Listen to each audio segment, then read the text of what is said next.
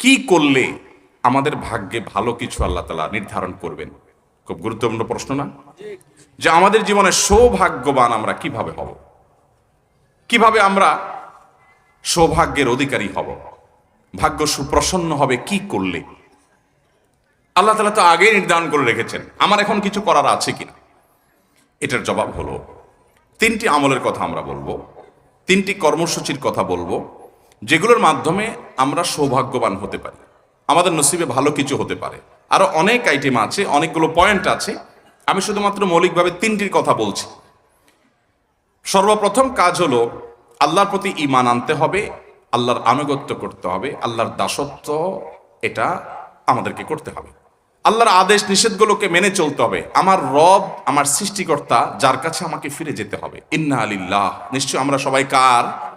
আল্লাহর। ওয়া ইন্না ইলাইহি, এবং আমাদের সবাইকে যেতে